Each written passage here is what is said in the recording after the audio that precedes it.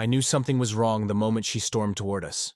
Chin lifted, arms rigid, eyes locked on my family like we were trespassing on her private kingdom.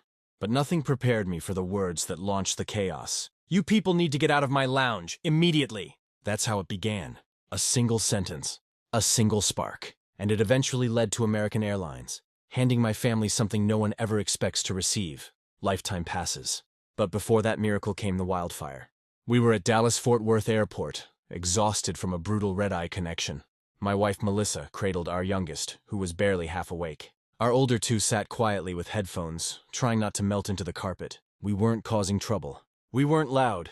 We were simply tired travelers waiting for our next flight in the Admiral's Club lounge, a lounge we had paid access to. That's when she appeared. Her name, which we learned later, was Karen Brookley, an HOA president, self-proclaimed community enforcer, and part-time menace to anything she couldn't control. She wasn't an employee, not a manager, not even someone with authority. Just a traveler like everyone else. But you know the type. Some people don't need a badge to act like they own the world. She marched straight toward us, heels clicking like an approaching warning. "You shouldn't be in this lounge," she declared, hands on hips. "Families with kids should use the gate seating.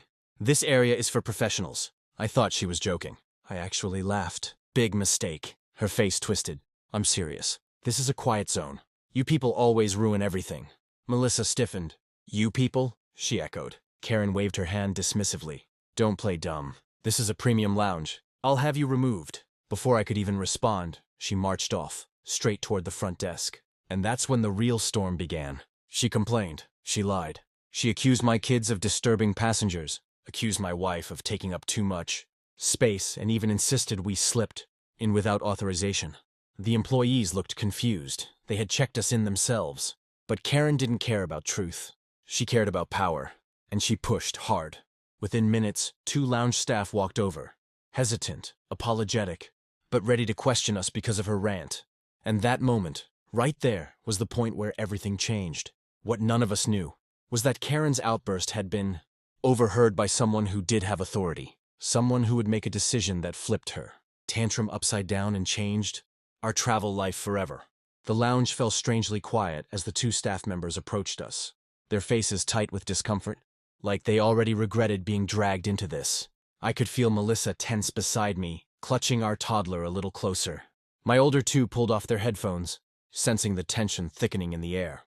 "Sir, ma'am, we just need to verify your access again," one of the attendants said softly. His voice wasn't accusing, just tired. Tired of situations like this, tired of entitled passengers, tired of people like her. Behind them, Karen hovered with her arms folded smugly, a hyena waiting to watch the lion get caged. "Told you," she said under her breath, loud enough for us to hear. Some of us know the rules. I kept my cool. "No problem," I said, retrieving our lounge passes from my wallet. "We checked in 10 minutes ago. The agent at the desk can confirm." The attendant scanned our passes. His device chirped green almost instantly. Karen's smirk twitched. "Everything looks perfectly valid," he said, turning toward her. "They're authorized to be here." She blinked, stunned for half a second, then snapped back. "Well, what about the noise? The mess? There is no mess," the second attendant cut in gently. "And your fellow passengers aren't required to meet your personal preferences." Her nostrils flared. "So you're not going to remove them? Even though I'm telling you this is unacceptable behavior?" The first attendant took a slow breath. "Ma'am, they haven't done anything wrong." And that's when it happened. A calm, firm voice from behind us said, "I think that's enough." We all turned. A man in a navy blue uniform stood near the coffee station, arms crossed. He wasn't staff. He wasn't security. He was wearing the gold-trimmed blazer of someone who held real authority in the airline world. James Porter, American Airlines Regional Operations Director. None of us had noticed him sitting nearby, quietly sipping a drink, observing everything like a judge about to render a verdict. He stepped forward. "Ma'am," he said to Karen, "I've been listening for the past several minutes. You've harassed this family without cause, interfered with our staff, and created a disturbance in the lounge." Karen sputtered. I was following policy." "No," Porter replied. "You were inventing your own, and that ends now." He shifted his attention to us. "I'm very sorry for your experience. Please stay right where you are. I'll be addressing this." Karen's face drained. For the first time, she looked afraid. Porter wasn't finished. Karen's mouth opened, then closed, then opened again like a fish desperately hunting for an argument that wouldn't come. Porter kept his gaze steady, calm, firm, the kind of composure that instantly strips power from someone who relies on intimidation. Around us, passengers pretended not to stare, but their sideways glances told the truth. Everyone was watching the showdown. "Sir," Karen finally stammered, "I was reporting a disturbance. These people were—" He raised a hand, stopping her mid-excuse. "I personally observed the situation before stepping in. Your statements were exaggerated at best, dishonest at worst." Dishonest. In front of a crowd. That word hit her like a slap. Karen's face flushed pink. "I was trying to make the lounge comfortable. For everyone." Porter stepped closer, lowering his voice just enough to keep it professional but still firm. "You don't represent this airline. You don't manage this lounge. You don't have authority over who is here. And you certainly don't get to decide which families belong." The last line stunned her. She blinked rapidly, as if shocked that someone dared to confront her entitlement so directly. Then Porter turned to the attendants. "Please make a note of this passenger's behavior and flag her account for review. We cannot have travelers harassing others." Karen gasped as if she'd been sentenced. "You can't do that." "I can," he said calmly. "And I am." She spun to the other passengers, desperate for allies. "Is anyone going to say something?" They were— No one moved, not one. A few people even shook their heads. Her power, her imaginary authority evaporated right there. Porter continued, "Ma'am, if you can't behave in a respectful manner, you may wait for your flight outside the lounge." That finally did it. "You're kicking me out?" Karen cried. "That depends," Porter replied. "Can you remain civil for the remainder of your stay?" Her jaw clenched. She swallowed, glared, but she nodded. "Fine," she hissed. "I'll sit quietly." She walked stiffly to a corner seat and dropped into it. Arms crossed so tightly they trembled. The entire room seemed to exhale at once. Porter approached us again, and his expression softened. "I apologize. You didn't deserve that." Melissa spoke first. "Thank you for stepping in. We really appreciate it." He nodded. "I want you to enjoy your time here. And more importantly, I want you to know the airline values families, and all our guests, not just the loud ones. We thought that was the end of it.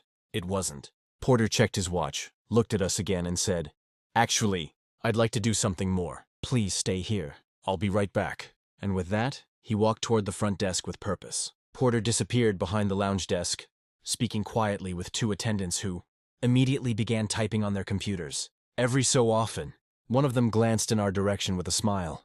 Not the strained, apologetic smile from before, but the kind that hinted something big was happening.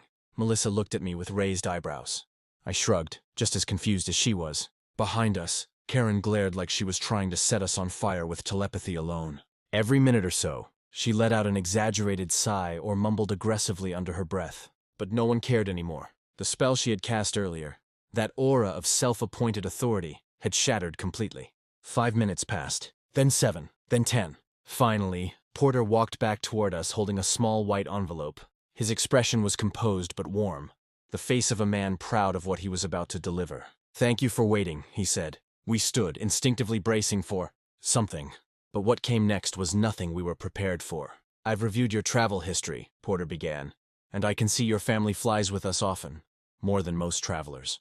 And after what happened today, I believe it's important to make sure your experience reflects how much this airline appreciates loyal customers." My heart skipped. This felt bigger than a simple apology. He extended the envelope toward me. "Inside, you'll find a gesture of our thanks, and our commitment to making sure your family never has an experience like this again." I opened the envelope. My eyes widened. I looked at Melissa. She blinked, stunned too. "Is this real?" she whispered.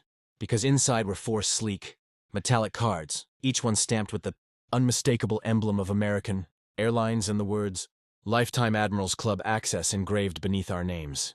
Not annual passes, not vouchers, not temporary perks. Lifetime. Permanent. No expiration.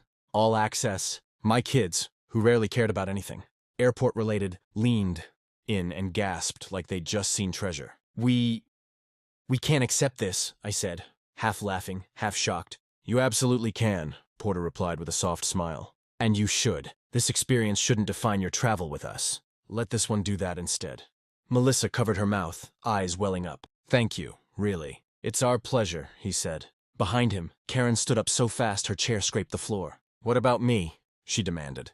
"Do I get something after all this trouble?" Porter didn't even turn around. "You do," he said calmly. "You get to board your flight. Nothing more." Her jaw dropped. Ours didn't. We were too busy feeling the shock settle in. Karen stood frozen, her mouth hanging open like she'd just witnessed The universe personally betray her, for someone who thrived on control. Watching the airline reward, the very family she tried to bully, must have felt like the ultimate insult. To be honest, there was a moment, just a tiny one, where I almost felt bad for her. Almost. But Porter wasn't done. He motioned for the attendants, who returned with a clipboard and a small notation folder. "Ma'am," one of them said carefully, "we need you to confirm documentation regarding the earlier complaint." Karen's eyes narrowed. "Documentation for what?" Porter explained, "We need a formal acknowledgement of the incident for our records. It won't affect your ability to fly today, but it will ensure that any future issues are handled appropriately." Handled appropriately. That was corporate language for, "We're putting your nonsense on file so we can stop it next time," Karen sputtered. "This is retaliation. You're punishing me because they complained." "No one complained," Porter said. "Your behavior spoke for itself." She stomped forward, finger raised like a scolding teacher. "I pay for elite status. I have rights." "And so do they," Porter replied smoothly. Her argument crumbled. Defeated, she snatched the clipboard, scribbled an angry signature, and returned to her seat with enough dramatic flair to power a soap opera. The lounge exhaled with relief again. Porter turned back to us. "If there's anything else you need today, or any day, please let us know. Our team is here for you." For the first time since the whole nightmare started, I felt genuinely welcome. The tension melted from Melissa's shoulders. Our kids, formerly exhausted, now seemed energized by the surreal reward we'd been handed. We spent the next hour in the lounge enjoying snacks, laughing at the absurdity of the situation, and periodically checking our pockets to confirm the lifetime passes were still real. Every time they were. As we gathered our things to leave for our gate, the attendants waved goodbye with real warmth. Porter shook my hand. "Safe travels," he said, "and enjoy the lounges, for life." Those last two words stuck with me. We walked past Karen on our way out. She glared at us with a resentment so intense it could curdle milk.